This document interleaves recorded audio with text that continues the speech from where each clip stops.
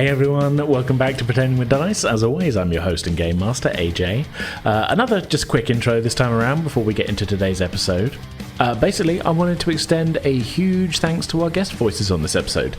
We're joined once again by Nikoli of Penance RPG, who's done quite a few things with us here on the show before. Should be a recognisable voice to long-time listeners. This time around, he's voicing an entirely new character who we'll meet very shortly. And I just wanted to point you all towards his podcast, though, while we're on the subject.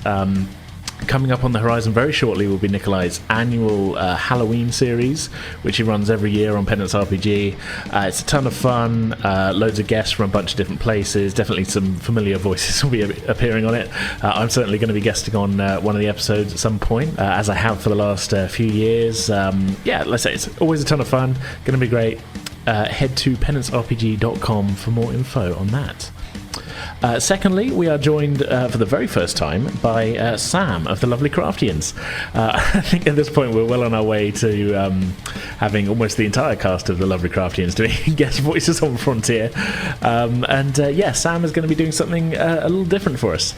In this kind of final group of episodes of Season 2, I've been trying to lean kind of even further into towards the, sort of whole audio drama thing. And it's kind of occurred to me that one character that we've seen quite a lot of in Frontier, but has always been voiced by me, is Lt Cmdr Fel. Originally this was because Fel was meant to be a bit more of a background character, like some of occasional NPC, but the way that the story's kind of shaken out, the choices the players have made with who they've interacted with and decided to bring on missions and whatnot has meant Fel's kind of become more of a main character. So with that in mind, I figured it was way past the time that the character was voiced by someone other than myself. And so Sam is going to be the new voice of Fel going forward. She's done an incredible job already just with what we've recorded in this episode. And huge thanks for agreeing to join the show. You can hear more of Sam on the Lovely Craftians, so head to lovelycraftians.com to check them out. I think that's about everything I wanted to say in this intro. Let's get into it. Without any further ado, episode 144, Golden Palace, Part 3. Enjoy.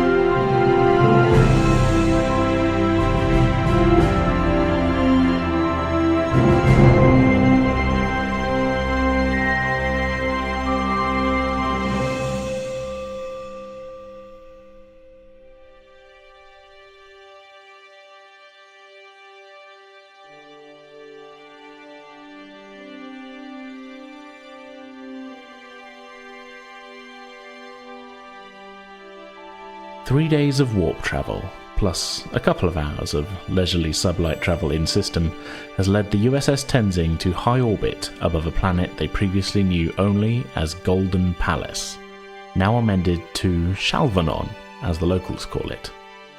A planet mysteriously linked somehow to the distant Trill homeworld, with evidence pointing towards a radical group of joined Trill on the losing side of a planetary civil war, fleeing the homeworld centuries ago aboard a stolen starship, never to be seen again in all the years since.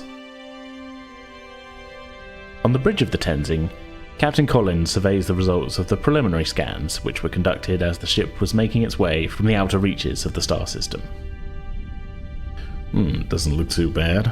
Some industrial pollution, but we've seen much worse than this before. Atmospheric mix looks promising. At least we know we'll be able to breathe down there. Murphy's just going to give the captain a look and be like, "We?" Oh, I just meant generally, Commander. The crew as a whole. Of course, sir. Although it does look pretty nice down there. Maybe I'll lead the away mission this time. If Commander Talin approves, of course. He's got a little bit of a twinkle in his eyes these days. Murphy's just going to stare at him and then raise an eyebrow. And you think she's going to let you go down to another planet, sir? Well, what's she going to do? Have me thrown in the brig? Who knows? They might turn out to be a friendly, welcoming people down there.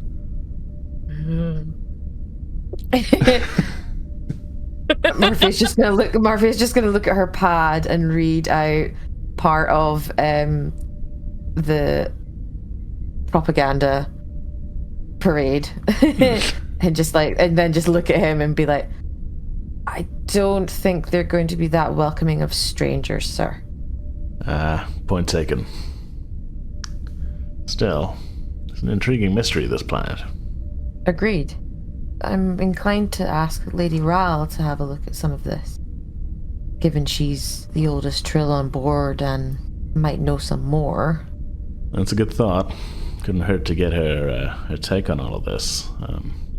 Especially now we have a name for her, Yule. She might have some insight. Which would entail Ray having another conversation with her. Yes, it would. Yes. Well, I'm sure the captain will come with you this time, but Yeah. Ray, I would appreciate it if someone went with me this time. Yes. So I don't end up putting my fist through the wall afterwards. She could come to a briefing. You don't have to go to her. Yeah, you can invite her to a briefing. Yeah, in that case, yes. Let's invite her to a briefing. Let's do that, Captain. Good. Well, let's continue scanning and monitoring comms for now. Have a think about how we can learn more about the people down there without disturbing them. We'll reconvene in the main conference room with Lady Rai in, let's say, an hour. Aye, sir. Okay. All right. Well, we'll jump forward then to this meeting in the conference room. I think around the table, it wouldn't be like an all hands on deck like main meeting. This would be more of a sort of focused group, I think. Like, there's probably not any need for any representatives from the engineering department. Like, Carter's probably not needed here, is he? No. It's probably more science. Science and security, I think, at this point. That there would be established protocols for like, okay, well, we're doing, if we're following kind of first contact procedures, science is, getting information, but security might be needed in terms of like, okay, well, there's ways to, things we need to do to get through this kind of sneakily and things like this, Espionage. Yeah, espionage. Yeah, it falls under that kind of thing rather than like, how are we going to engineer a way to get information, if that makes sense. So, okay, well, who's in speak? I think Lady Rai has accepted the invitation. So at the very least, I think Talin has now appeared. Ought to have the first officer involved in this. And let's write out. So Collins, Talin, Lady Rai is there. Her butler is hovering, not literally hovering. He's behind her, and he begins, I think, serving drinks from the replicator, which is, I think he's not used to being in briefings, and there is a way for him to be butlering, and that includes serving tea. I mean, that's what Luxana's one does. Mr. Hom, yeah. Yes, lurks in the background. I think, well, the pair of you would be there as well. Mm-hmm. Do you want to involve anybody else from your departments in this?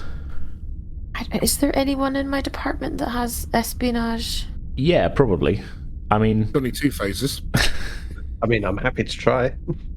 We'll put a fake moustache on and send him in there with a French accent. See how this goes. Pops the bicep muscle every now and again just to distract. Hello there. My name is not Johnny Conought. How are you? No, I think... Well, you know who we haven't actually... I don't think I've even mentioned them to you, come to think of it. I may have vaguely said, like, oh, there's people involved that, we haven't really run into. You do have a ground special ops team on board who spend most of their time doing their own training and things for kind of... They're kind of like a team of ultimate badasses who don't get to do a lot of stuff now the war's over. But we'll take their commanding officer then. Yeah, so they're actually led by Chief Petty Officer Himek, who is a Tellarite. I do have a few other names here, but I think he would probably be the only one who would come to the meeting if that's who you're bringing along. Yeah.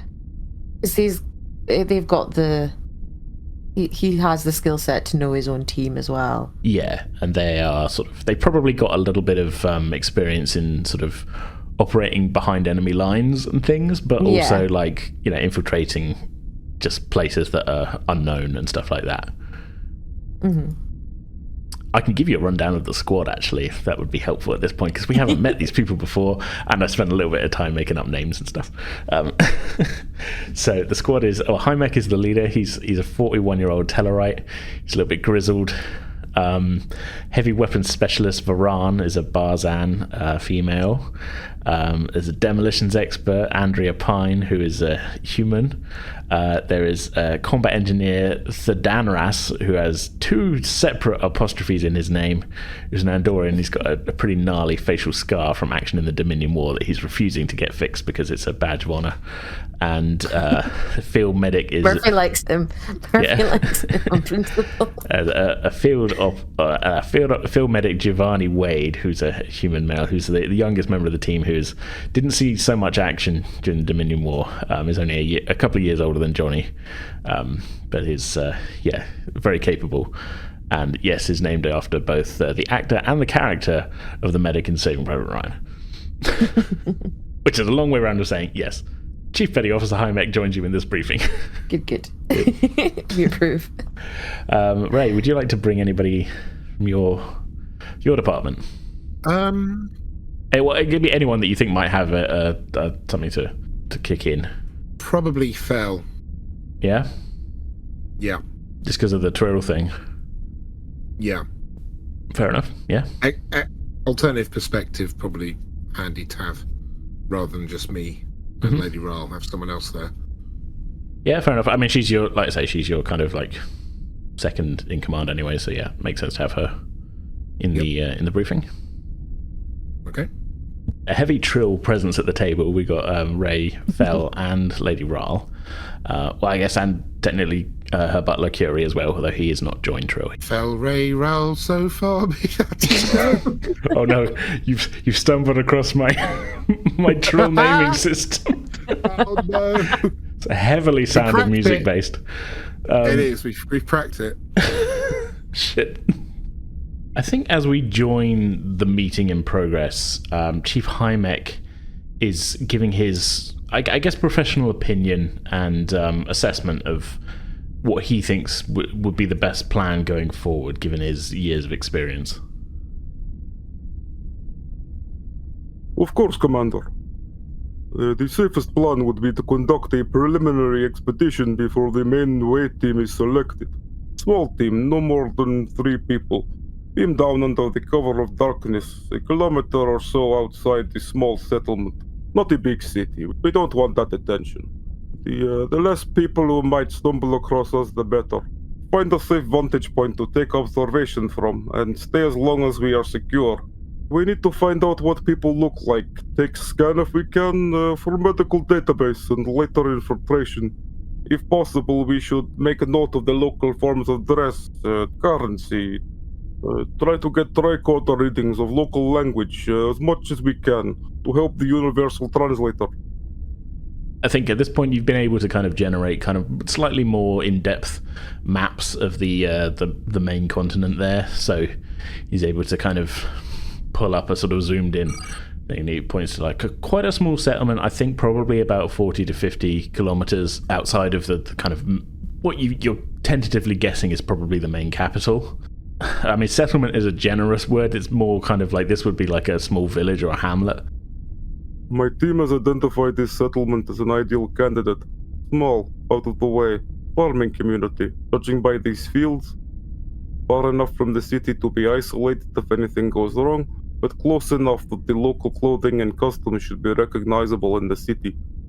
Would be a perfect place to set up observation point. Yeah, Murphy's probably studying the maps and nodding her head in agreement. Lady Rai is also, I don't think she's paying so much attention to the tactical thing so much. She's maybe looking down at a pad, just the general, probably the same summary that you gave the captain as you got into orbit. which I think would include that transcript of the transmission. She's not like staring at it in a kind of like, you're not picking up anything on her face. Like, she's not like making a face or anything. She just kind of seems to be perusing it, and yeah. I think the captain has also been sort of taking notes on a pad and nodding along as the chief has been giving his presentation, and as he finishes, nods encouragingly. Comprehensive as always, Chief. Thank you very much. Lady Ral, now you've had a chance to get up to speed. Did you have any thoughts on all of this? She sort of looks up. Oh, my apologies, Captain. If you'll pardon me, I was just perusing this transmission you intercepted. The name Yule. I believe it rings a bell for me. It does? Yes. I believe the name is most familiar to one of my previous incarnations. Tarzia Ral, my fifth host. See her kind of like, her eyes sort of, I don't want to say glaze over, but a little bit. I mean, it's kind of, I think for everyone around the table, you've seen Ray do this when he's kind of thinking back to stuff that happened on his previous host. It's not like you don't go into like a trance or anything. It's just like a slightly far away look in your eyes a little bit that maybe comes up. You're looking into the middle distance and not focusing on anything in the room particularly. Yeah, and you're not like... You're not like zoning out or anything. It's just it's just a look you get in your eye, I think, when you're kind of accessing memories from a previous host, and that, which, you know, is not, you're not distracted or anything like that. It's just kind of like it's like a little tell that you've maybe picked up on through knowing Ray as well as you do, and you just notice a similar look across Ral's face as she sort of ponders and says, Yes, if I remember correctly, this Yule is something of a mid-level leader during the Civil War on the side of the symbiote supremacists, those who wish to keep us in the Dark Ages, as it were. Bit of an up-and-comer in his particular faction, if I recall. Would this be the movement from the 2080s, Lady Ral? Yes, that's the one. We spoke of them yesterday, didn't we, when you came to visit me? What a thoroughly unpleasant group of people they were. That marries up with what I have here. Apologies, Captain. I did take the liberty of doing a bit of a search in the in a historical Trill database, and I did find a reference to a Yule. The first name might jog your memory, Lady Ral. Parval Yule. Parval, that was it. Yes, name was on the tip of my tongue. 2088 listed as one of many involved in historical action which saw them leaving the homeworld. If I recall, at the end of the war, he and what remained of his sub-faction, gang, whatever you want to call them, managed to board and take over what was, it was the flagship of the Trill Navy at the time. Barely even a small escort vessel by modern Starfleet standards, of course. Certainly nothing compared to the Tenzing. But at any rate, they fomented a mutiny of sorts and managed to take control. They stole the ship and fled the system, disappeared entirely. If this planet is truly where they ended up, then that's certainly an old historical mystery that may have finally been solved. I mean, potentially we wouldn't be dealing with Parval Yule. It's entirely conceivable that that host is no longer living. Well, yes, I'd imagine that to be so after 300 years. And good riddance too. That little shit. It's clearly you have no love lost for him, Lady Ral. No. Or indeed any that he shared common cause with. We're better off without their repugnant views and hateful actions. They hurt an awful lot of people. And did much worse to many more. Would you say he was particularly dangerous? They all were. His gang, however, were particularly known, even before the war broke out, for their brutality. Attacking pro-democracy meetings, fighting on the streets, lynchings, disappearances. They saw anyone without a symbiote as scum to be crushed underfoot. They were mindless, utterly convinced that the ideas of their leaders were correct, and that those who disagreed would be violently showing the error of their ways. Not that it did them any good in the end when they lost the war, of course. All they could do was flee. That's the problem with a cult of personality. They can never accept that they don't have all the answers. Well, with that in mind, Captain, I think it would be prudent to be wary of this individual. If Lady Ryle's got a disdain for him, for this particular character, then it's possible that they are still as dislikable as they were back then. I mean, 300 years have passed, and of course, hosts can affect symbionts and vice versa, but we're dealing with potentially a revolutionary character. Well, from the sounds of this transmission, it seems he got his wish. Immortal Emperor, Lord of Faces. Not the most humble of titles. It's like he's set up his own private empire. Exactly. There's definitely parallels with not just Earth history, but, well, there's always stories of civilizations with despotic figures throughout the galaxy trying to make their own little utopia, which turns out to be anything but. I'm put in mind of a particular incident in Earth and, Starfleet's history. That of Khan Noonien Singh. Eugenics wars. That's right. Despot, dictator, exiled from Earth. Came back to haunt Admiral Kirk on more than one occasion, if I recall. Not a one-to-one comparison, of course, but hard not to see a few parallels here. I struggle to think what would be worse, Captain. An augmented super soldier hell-bent on domination, or a Trill symbiont who doesn't believe in the power of democracy and freedom of people. Fel leans forward. Well, we're gonna find out. Everybody kind of looks at her at the table. What? We were all thinking it. With a great deal of caution. We still have the first contact directive to follow. This still technically is a first contact mission. I think Tillin speaks up at this point. To that point, this Parval Yule and his associates stole a warp-capable starship from Trill 300 years ago.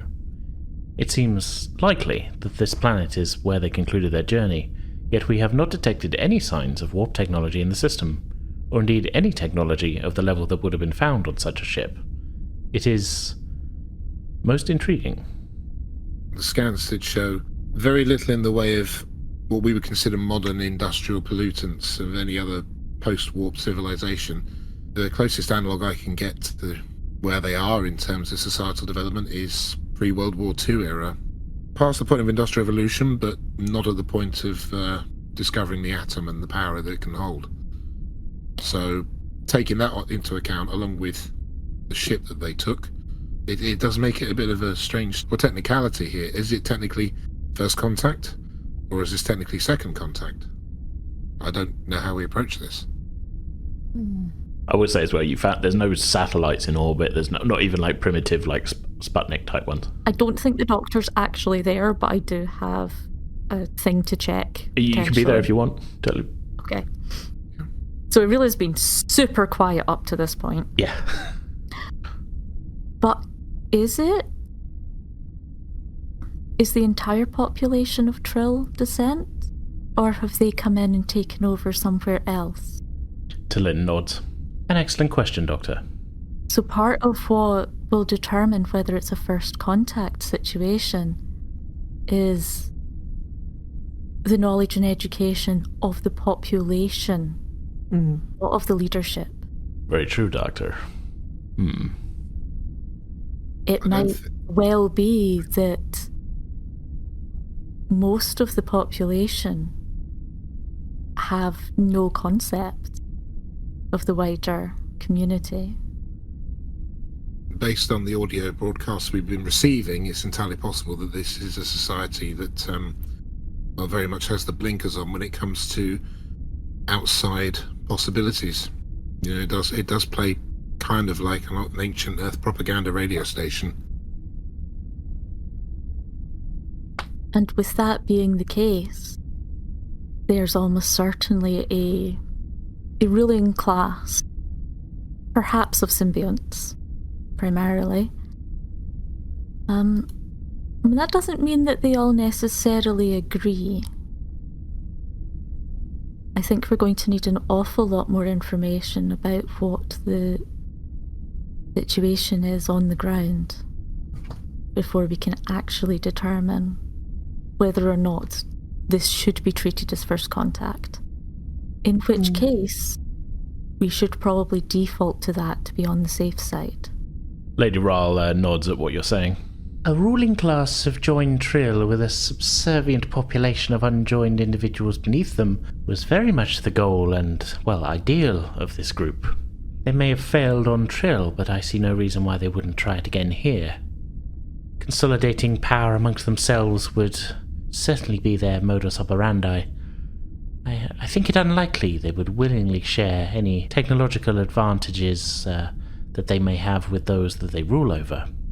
And presumably over the span of 300 years, it would not be difficult to have that greater knowledge die out among the unjoined population, whether Trill or otherwise. 300 years is a long time, but parts of that ship must still survive somewhere. Or it's been inside buildings or buried underground or incorporated into the technology that they're using at the moment. But technology which might be completely restricted from the rest of the population.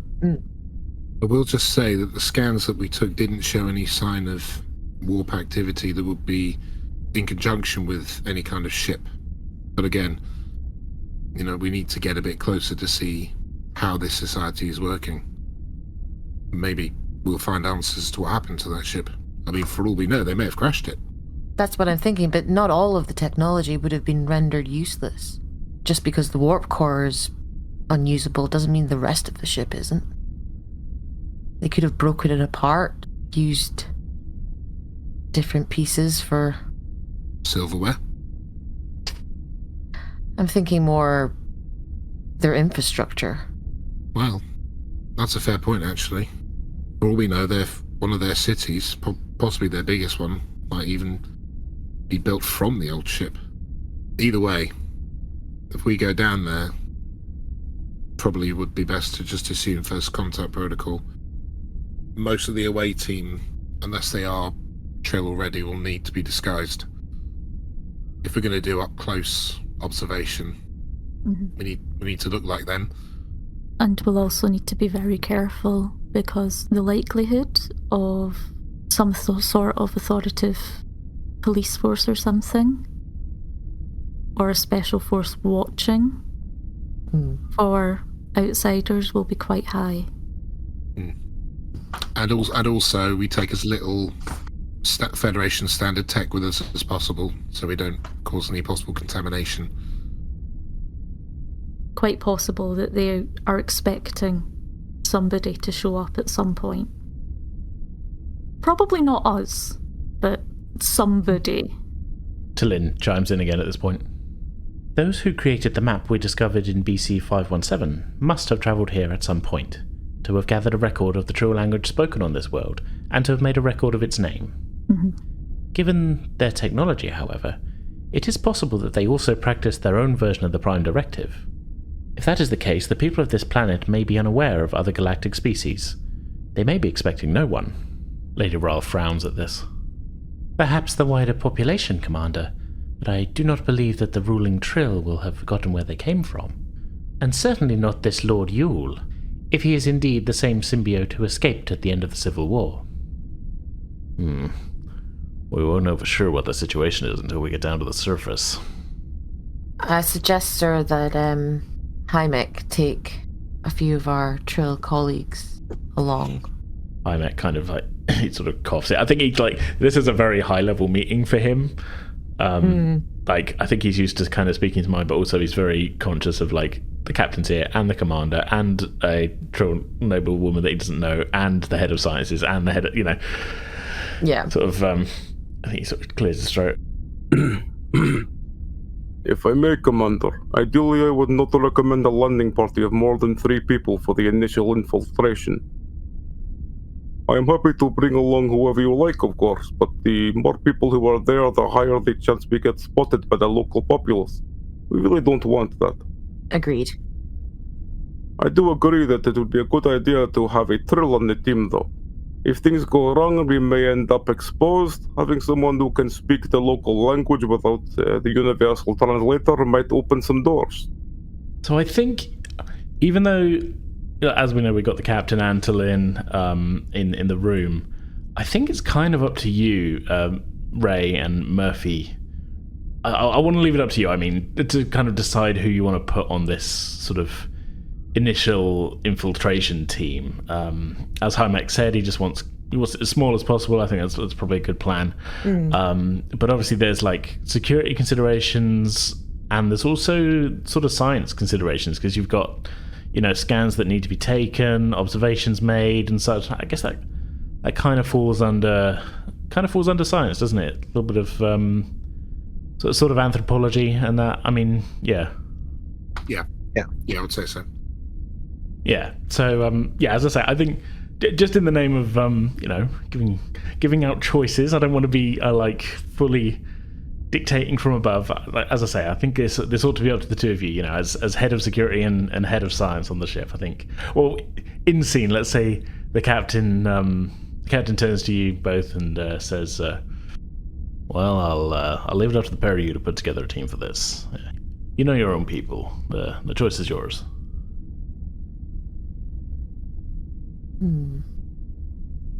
Lieutenant Commander Fel on the first expedition, and then we'll swap over and I'll go on the second, should there be a second. You want me to go down first? Okay. What's the matter? You scared? What? No, I'm not scared, Fel. I've just been thinking, you spend so much time in the lab, I thought it would be good for you to get out and about on an away mission once in a while, and here's your chance. He said, chickening out. Fine. For the record, though, I was literally on the last away mission we did. Hell, I'm the one who spotted this planet on the dang star map, if you remember. So yeah, maybe I should go down first. What about you, Murphy? Murphy's having a think. Send Johnny. No, because then there's going to be like fractures in her department. He's essential. Well, no, he's flexing his essentialness. You don't have to send any of your player characters at all. You could be just sending like, this is an initial expedition, then you kind of you're sort of coordinating, if you know what I mean, from up here. This isn't like a which among you is joining this? You know, that's not what I'm asking. You know, it's fully up to, you know. Which NPCs do you want to see end up dead? I'm not implying that's going to happen either. You know, I'm just. I don't trust you at all.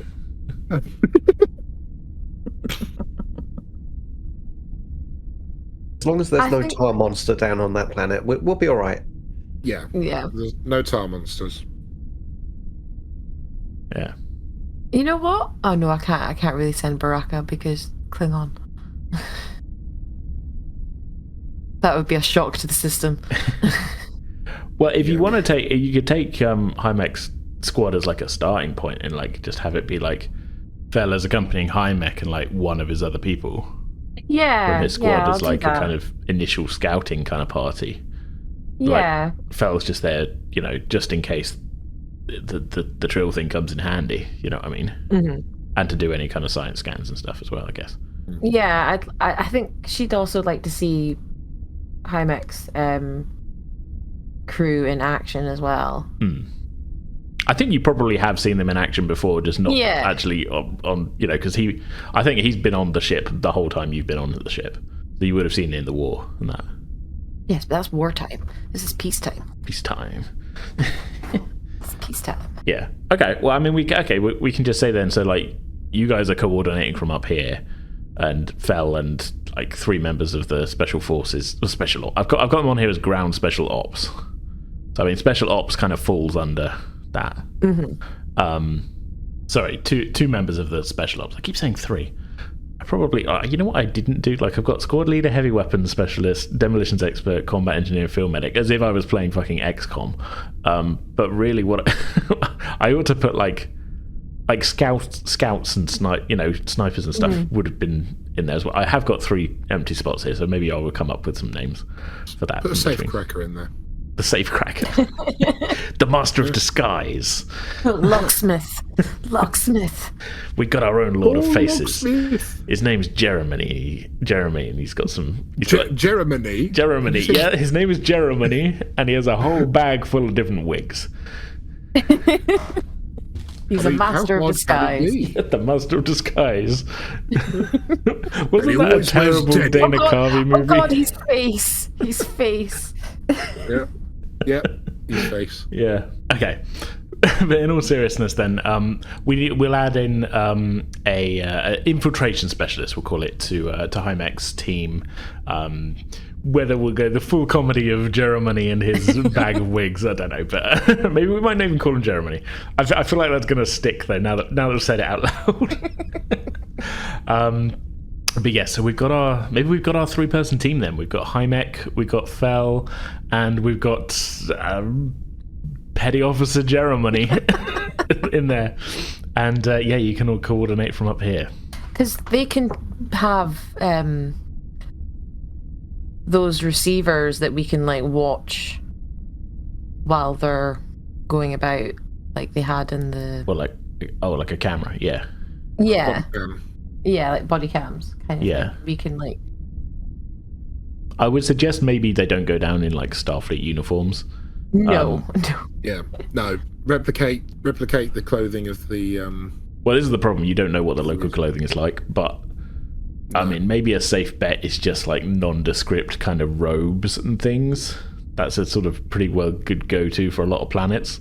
You know, kind of some tan robes and headgear and stuff that they can hide their faces and body shapes in and stuff.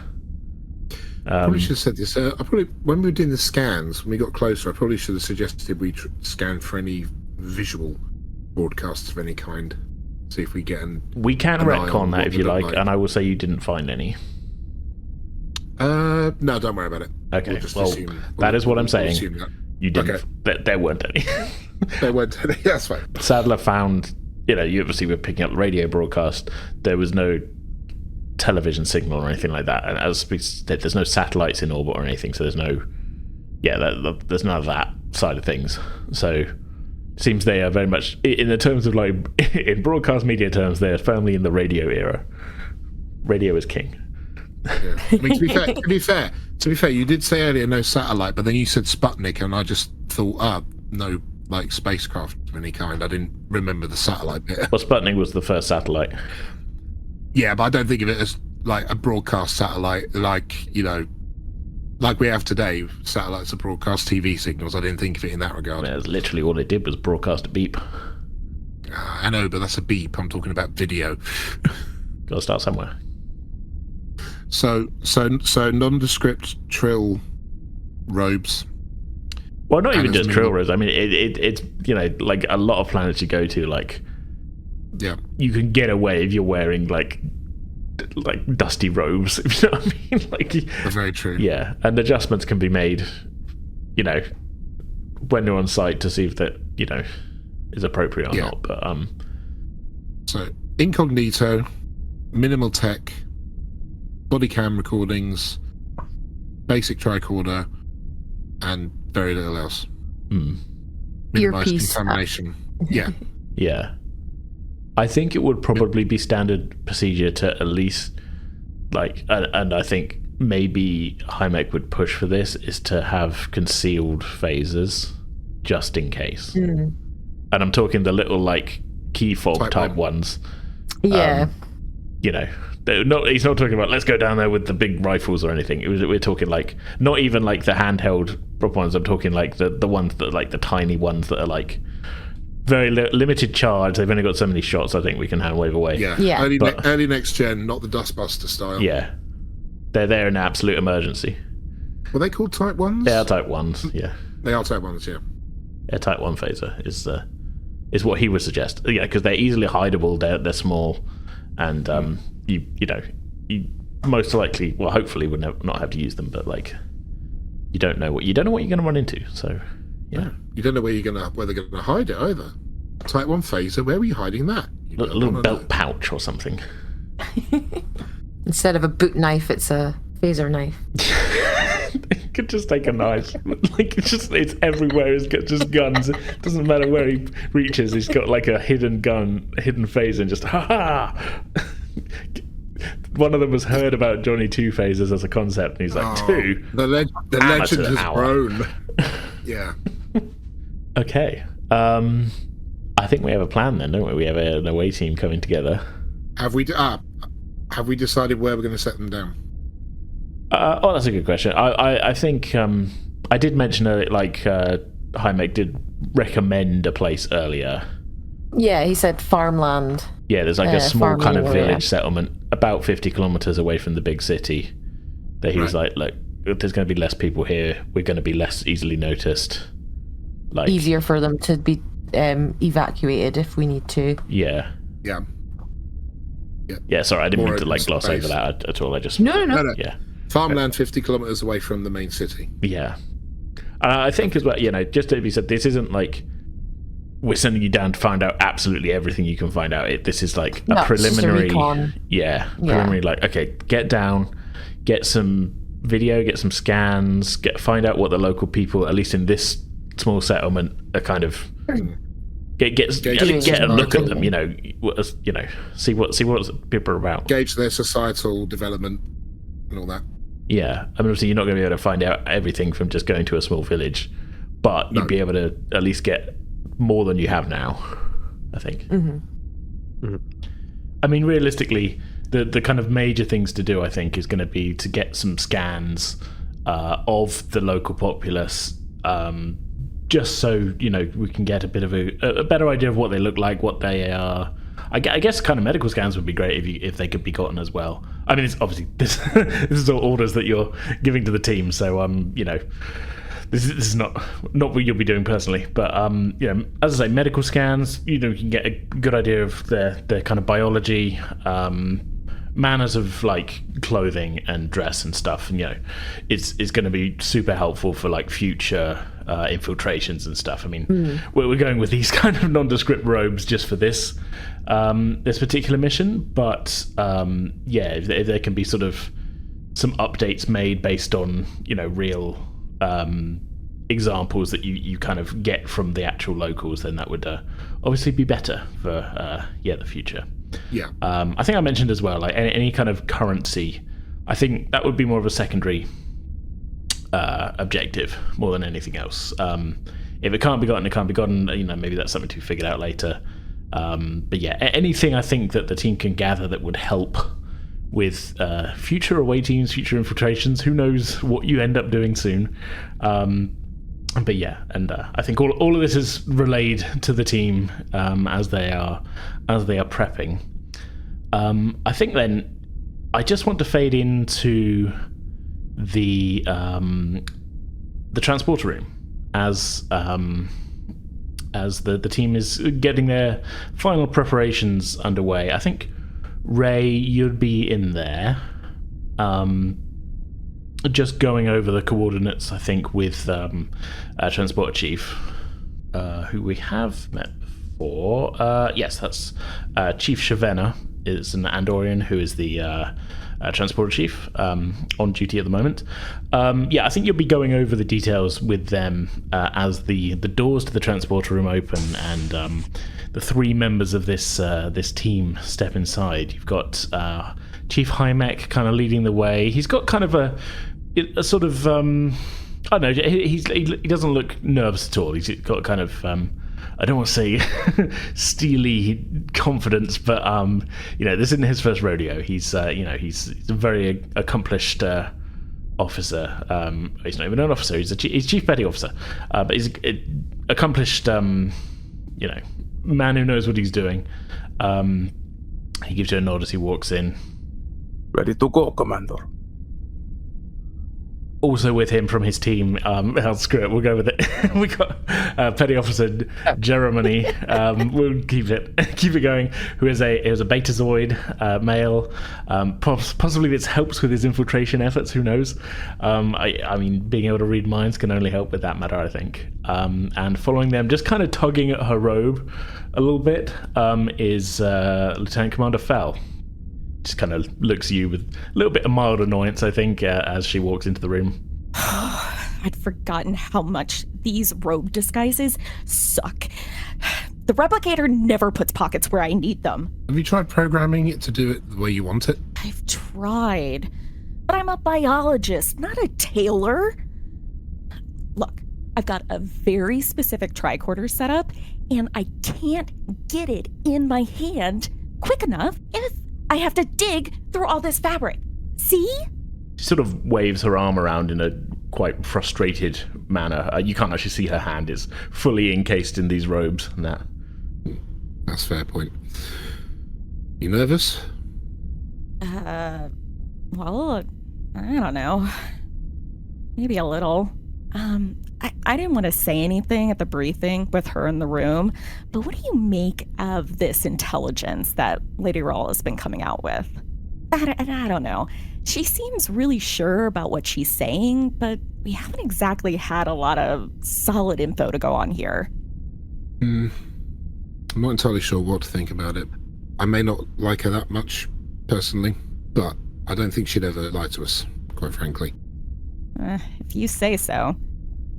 Speaking of, though, what is your whole deal with her, anyway? It's a story for another time.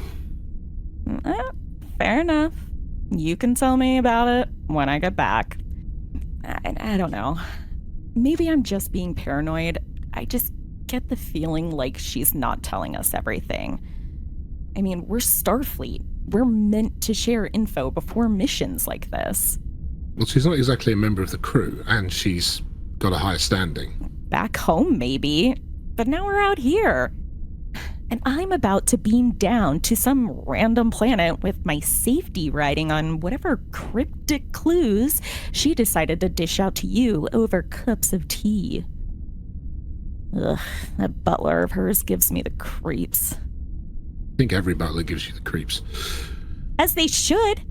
Moving around in their suits, looking down their noses at us, doing who knows what. You didn't grow up on Trill. You didn't have to put up with all the entitled nobles and their servants scuttling around. I got out of there as soon as my joining ritual was done. I don't know. Maybe I'm just rambling. Again, she's sort of patting down her pockets and things. Is this your first reconnaissance mission, Fel? Nah, I've been on a few, including, I'll remind you again, our last away mission. Shame on you for forgetting Mr. Nippy so soon. This will be my first in a while to a potentially hostile civilization, though. They don't normally call us bioscientists in for these. It'll be okay. Just keep your ears open, listen to Himek, and everything will be fine. Himek kind of chimes in at this point. Don't worry, Lieutenant Commander. Jeremy and I have done this kind of thing many, many times. We'll take care of you. You see, Fel? Nothing to worry about. You got this. Sure. Okay. Well, let's just get this over with. She steps up onto the transporter pad, joining Himek and Jeremy. Himek giving her a reassuring nod as she does. Oh, and Fel? Yeah? Try not to do anything insane. Keep a low profile, okay? I was born low profile. Well, some people can't help being short. Hey! Chief, energize. Ray, go Fel's angry retort is cut off by the transporter beam activating, the away team disappearing in front of your very eyes. I think there's a moment of silence before Transporter Chief Shavena, sort of, without looking up from the console, just shakes her head. She is really going to be pissed off at you, Commander. You know that, right? I think you stand a moment longer before turning and walking out of the transporter room, headed perhaps for the bridge, or I'll leave that to you, but with the first members of the Tenzing's crew now setting foot on Shalvanon, the planet known as Golden Palace.